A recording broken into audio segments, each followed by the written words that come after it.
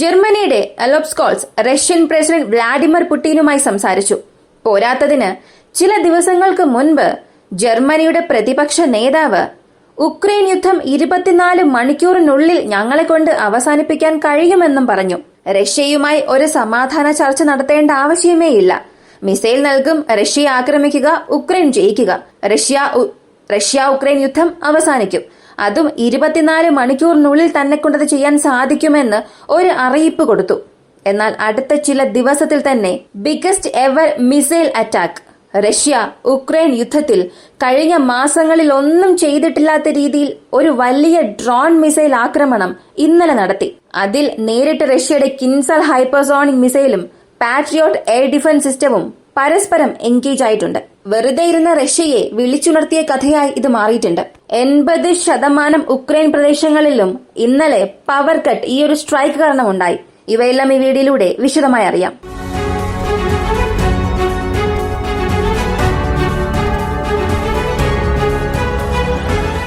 November മാസം 17 രാവിലെ സൂര്യൻ ഉദിച്ചപ്പോൾ അത് എല്ലാ ദിവസത്തെയും പോലെ സാധാരണ ഒരു ദിവസമേ ആയിരുന്നില്ല. കാരണം 200-ലധികം മിസൈലുകൾ, ഡ്രോണുകൾ, ക്രൂയിസ് മിസൈലുകൾ, ഹൈപ്പർസോണിക് മിസൈലുകൾ, ഇങ്ങനെ ഒരു കോർഡിനേറ്റഡ് സ്ട്രൈക്ക് റഷ്യ ഉക്രൈന് നേരെ ചെയ്തു. ഉക്രൈന്റെ ഒഡീസ, കീവ്, കാർഖീവ്, സാബ്രോസിഷ്യ ഇങ്ങനെ 18-ലധികം പ്രവിശ്യകൾ റഷ്യയുടെ എയർ സ്ട്രൈക്കിന് ഇരയായി. റഷ്യ അവരുടെ ഈ മിസൈൽ സ്ട്രൈക്ക് Tu-95 ബോംബേഴ്സ് ഉപയോഗിച്ചും Tu-160 ബോംബേഴ്സ് വെച്ചും MiG-31, Su-35 മറ്റ് പല തരത്തിലുള്ള വിമാനങ്ങൾ, മിഗ് വിമാനങ്ങൾ എല്ലാം ഉപയോഗിച്ച് ഒരു കോർഡിനേറ്റഡ് ആക്രമണം ഉക്രൈൻ പൊസിഷൻസിൽ നടത്തിയിട്ടുണ്ട്. ഈ ഒരു ആക്രമണത്തിൽ 200-ലധികം ഏരിയൽ ഓബ്ജക്ട്സ് ഉക്രൈൻ എയർ സ്പേസിനുള്ളിൽ എൻറ്ററായി. അതിൽ 140-ൽ കൂടുതൽ ടാർഗറ്റ്സിനെ ഹൈപ്പർസോണിക് മിസൈൽ ഉൾപ്പെടെ ഞങ്ങൾ ഡിഫൻഡ് ചെയ്തു. ഉക്രൈന് ഇത് കാരണം വലിയ പ്രശ്നങ്ങളൊന്നും ഉണ്ടായിട്ടില്ല എന്ന് ഉക്രൈൻ ഔദ്യോഗികമായി ഒരു പത്രക്കുറിപ്പിൽ പറഞ്ഞു. അപ്പോ ഈ എയർ സ്ട്രൈക്ക് ചെയ്തതിലൂടെ ഉക്രൈന് എത്രത്തോളം കേടുപാടുകൾ സംഭവിച്ചിട്ടുണ്ടാകും? അതും ഏതൊരു എതിർപ്പുമില്ലാതെ റഷ്യ ഈ ആക്രമണം ഉക്രൈനുള്ളിൽ ചെയ്തു, കീവ് പ്രദേശം ഒഴികെ. കാരണം കീവിൽ മാത്രമാണ് എയർ ഡിഫൻസ് സിസ്റ്റം നെറ്റ്വർക്ക്സും കൂടുതൽ എൻഗേജ് ആയിട്ടുള്ളത്. മറ്റേതൊരു പ്രദേശത്തും ഉക്രൈന്റെ വ്യോമ പ്രതിരോധ സംവിധാനങ്ങൾ കൂടുതൽ സജീവമായതായി ഡേറ്റ ഒന്നും തന്നെ ലഭിച്ചിട്ടില്ല. ഇത്തരം ഒരു ആക്രമണം റഷ്യ നടത്താനുള്ള കാരണം എന്താണ്? കാരണം പൊതുവെ ഇങ്ങനെ ഒരു മിസൈൽ ബാരേജ് ഉക്രൈനുള്ളിൽ നടക്കുന്നത് ഏതെങ്കിലും ഒരു സംഭവം റഷ്യയ്ക്കുള്ളിൽ ഉക്രൈൻ ചെയ്യുമ്പോഴാണ്. മോസ്കോയെ ടാർഗറ്റ് ചെയ്യുക, അല്ലെങ്കിൽ ഏതെങ്കിലും ഒരു ഓയിൽ റഫൈനറീസിനെ ആക്രമിക്കുന്ന സമയത്താണ് തിരികെ റഷ്യ റിവെഞ്ച് ആക്രമണത്തിന് വേണ്ടി ഇങ്ങനെയൊക്കെ ചെയ്യുന്നത്. മറ്റുള്ള സമയങ്ങളിൽ സാധാരണ ഒരു മിസൈൽ ആക്രമണമായിരിക്കും നടത്തുക. ഇപ്പോ 200 ഏരിയൽ പ്രൊജക്ടൈൽസ് ഉക്രൈനുള്ളിൽ കയറിയിട്ടുണ്ട്. അതും ഉക്രൈൻ ഒന്നും തന്നെ ചെയ്യാതെ റഷ്യ ആക്രമിച്ചു എന്ന് പറയുമ്പോൾ നമ്മുടെ അറിവനുസരിച്ച് നോക്കിയാൽ 2024 ഇതായിരിക്കും ആദ്യമായി സംഭവിച്ചത്. കാരണം ഇത്രയും കാലം പ്രതികാര ആക്രമണത്തിന് വേണ്ടിയാണ് ഇത്രയും വലിയൊരു മിസൈൽ ബാരേജ് റഷ്യ നടത്തുക. അപ്പോ ഈ ആക്രമണം നടന്നവസാനിച്ചു. എത്ര സ്ഥലങ്ങളിൽ ആഘാതം സംഭവിച്ചിട്ടുണ്ടാകും? കാരണം 140-ൽ കൂടുതൽ പ്രൊജക്ടൈൽസ് വന്നിട്ടുണ്ട്. ഡ്രോൺസ്, മിസൈൽസ് ഇവയെല്ലാം ഡിഫൻഡ് ചെയ്തു എന്ന് സെലൻസ്കി സർക്കാർ പ്രഖ്യാപിച്ചു.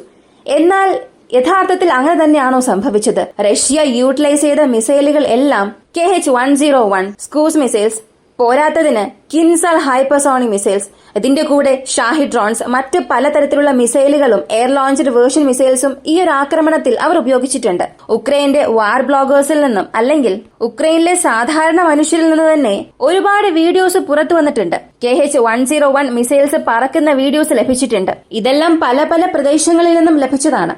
അപ്പോ ഈ ലഭിച്ച വീഡിയോ എല്ലാം വിശകലനം ചെയ്ത് നോക്കുമ്പോൾ 30 മിസൈൽസ് വരെയും റഷ്യ ഈ അറ്റാക്കിൽ യൂട്ടിലൈസ് ചെയ്തിട്ടുണ്ടാകാം. ഇനി ആഘാതത്തെക്കുറിച്ച് പറയുകയാണെങ്കിൽ 70-ലധികം സ്ഥലങ്ങളിൽ ഈ ഒരു സ്ഫോടനം റിപ്പോർട്ട് ചെയ്തിട്ടുണ്ട്, കീവ് പ്രദേശവും ചേർത്ത്. ഈ റേഡാർ സിസ്റ്റത്തിന്റെ ആക്ടിവിറ്റി സംബന്ധിച്ച് തലസ്ഥാനത്തിനപ്പുറം ഏതൊരു സ്ഥലത്തും ഇതിന്റെ ആഘാതം മനസ്സിലാക്കാൻ സാധിച്ചിട്ടില്ല. എവിടെയും റഡാർ സംവിധാനം എൻഗേജ് ആയിട്ടില്ല. അതിന് കാരണം ഒഡീസയിലും ഈ ഒരു സ്ട്രൈക്ക് നടന്നു. കൂടാതെ കാർഖീവിന് ചുറ്റുമുള്ള പല പ്രദേശങ്ങളിലും ഈ ഒരു എക്സ്പ്ലോഷൻ സംഭവിച്ചിട്ടുണ്ട്. എന്നാൽ ഇവിടെ എവിടെയും മിഡ് കോഴ്സ് ഇന്റർസെപ്ഷൻ അല്ലെങ്കിൽ എയർ ഡിഫൻസ് സിസ്റ്റം ശത്രുവിന്റെ മിസൈൽസിനെ വെടിവെച്ച് വീഴ്ത്തി അതിന്റെ ഡെബ്രിസ് താഴെ വീഴുന്നത് പോലുള്ള യാതൊരു ഫൂട്ടേജും ലഭിച്ചിട്ടില്ല. അതുപോലെ ഉക്രൈൻ മാധ്യമങ്ങൾ ഇതുപോലെ ഏതൊരു ക്ലെയിമും നടത്തിയിട്ടില്ല. സത്യത്തിൽ റഷ്യയ്ക്കും ഉക്രൈനും ഇടയിൽ ഏതെങ്കിലും ഒരു പ്രശ്നം പോയിക്കൊണ്ടിരിക്കുമ്പോൾ ആദ്യം ക്ലെയിം നടത്തുക ഉക്രൈൻ മീഡിയാസ് ആയിരിക്കും. ഇത്രയും സ്ഥലത്ത് ഇത്രയും മിസൈൽസ് വന്നിട്ടുണ്ട്, ഇവിടെ ഇത്ര മിസൈൽസിനെ ഇന്റർസെപ്റ്റ് ചെയ്തു, ഇത്ര സ്ഥലങ്ങളിൽ ഞങ്ങൾ ഞങ്ങളുടെ എയർ ഡിഫൻസ് സിസ്റ്റം യൂട്ടിലൈസ് ചെയ്തു എന്നൊക്കെ. പക്ഷേ ഇപ്പോൾ വരെയും ഇങ്ങനെ ഒരു ക്ലെയിം അവരുടെ ഭാഗത്തുനിന്ന് വന്നിട്ടില്ല. ഇതിൽ പ്രധാനപ്പെട്ട ഒരു സംഭവം തലസ്ഥാനത്തിനടുത്താണ് നടന്നത്. അതാണ് കിൻസാൽ വേഴ്സസ് പാട്രിയോട്ട് എന്ന ബാറ്റിൽ. ഇതിൽ റഷ്യ ഉപയോഗിച്ചിരിക്കുന്ന മിസൈൽസിന്റെ ലിസ്റ്റ് എടുത്ത് നോക്കിയാൽ തന്നെ മനസ്സിലാക്കാൻ കഴിയും. ചെങ്കടലിൽ നിന്നും ലോഞ്ച് ചെയ്ത കാലിബർ ക്രൂയിസ് മിസൈൽ, TU-95 നിന്നും ലോഞ്ച് ചെയ്ത KH-101 അല്ലെങ്കിൽ 55 ക്രൂയിസ് മിസൈൽ, ഇതുമായി ചേർത്ത് Sea of Azov നിന്നും ലോഞ്ച് ചെയ്ത KH-59 cruise missile, TU-22 M3 ബോംബേഴ്സിൽ നിന്നും റഷ്യ ലോഞ്ച് ചെയ്ത KH-22 സൂപ്പർസോണിക് ക്രൂയിസ് മിസൈൽസ്, കൂടാതെ 9M723 ഫോർട്ട് OTRK ബാലിസ്റ്റിക് മിസൈൽസും ലോഞ്ച് ചെയ്തിട്ടുണ്ട്. ഇതിന്റെ കൂടെ ചേർത്ത് S-300 ഇന്റർസെപ്റ്റർ മിസൈൽസിനെ ലാൻഡ് അറ്റാക്കിന് വേണ്ടി ഉപയോഗിച്ചിട്ടുണ്ട്. അതും അയച്ചത് കിൻസാൽ ഹൈപ്പർസോണിക് മിസൈലാണ്. ഇങ്ങനെ പല മിസൈലുകളും ചേർത്ത് വെച്ച് ഒരു കമ്പൈൻഡ് അറ്റാക്ക് ഉക്രൈനിൽ നടത്തി. ഇപ്പോ പ്രധാന സംഭവത്തിലേക്ക് വരാം. Patriot versus Kinzhal. ഈ ഒരു ടോപ്പിക് നമ്മൾ എടുക്കുക അല്ലെങ്കിൽ ഇതിനെക്കുറിച്ച് സംസാരിക്കുക എന്നുള്ളത് ഒരു പുതിയ കാര്യമേ അല്ല. കാരണം ഇതിനകം തന്നെ ഉക്രൈൻ ഈ പാട്രിയോട്ട് സിസ്റ്റം വാങ്ങിയതിനു ശേഷം കിൻസാൽ ഹൈപ്പർസോണിക് മിസൈലിന് ഞങ്ങളുടെ പാട്രിയോട്ടിന് ഒന്നും തന്നെ ചെയ്യാൻ സാധിക്കില്ല, പാട്രിയോട്ട് കിൻസാലിനെ ഇന്റർസെപ്റ്റ് ചെയ്യും, അല്ലെങ്കിൽ പാട്രിയോട്ട് ഇങ്ങനെയുള്ള മിസൈൽസിനെ എല്ലാം ഒന്നുമല്ലാതാക്കുമെന്ന് ഉക്രൈൻ പല തവണ അവകാശവാദം ഉന്നയിച്ചു. എന്നാൽ എല്ലാം ഒറ്റ ദിവസം വരെ മാത്രമായിരുന്നു. എന്നാണെന്ന് അറിയണ്ടേ? നേരിട്ട് ഒരു surface to air missile Kinzhal കാരണം നശിക്കപ്പെട്ടു. അതിന്റെ ഫൂട്ടേജും ഉക്രൈൻ തന്നെ ഷെയർ ചെയ്തിട്ടുണ്ടായിരുന്നു. എന്നാൽ അത് അവർ ഒരു ഫാൾസ് ക്ലെയിമായി നടത്തി. ഇത് റഷ്യയ്ക്കുള്ളിൽ നടന്ന സംഭവമാണ്, ഉക്രൈനുള്ളിൽ നടന്നതുപോലെ അവർ കാണിക്കുകയാണ് എന്നൊക്കെയാണ് ഉക്രൈൻ പറഞ്ഞത്. എന്നാൽ അതിനുശേഷം ഫാക്ട് ചെക്കേഴ്സ് ഒരു കാര്യം പുറത്തു കൊണ്ടുവന്നു. ഇത് റഷ്യയ്ക്കുള്ളിൽ എടുത്ത ഫൂട്ടേജ് അല്ല, ഉക്രൈനുള്ളിൽ എടുത്തതാണ്.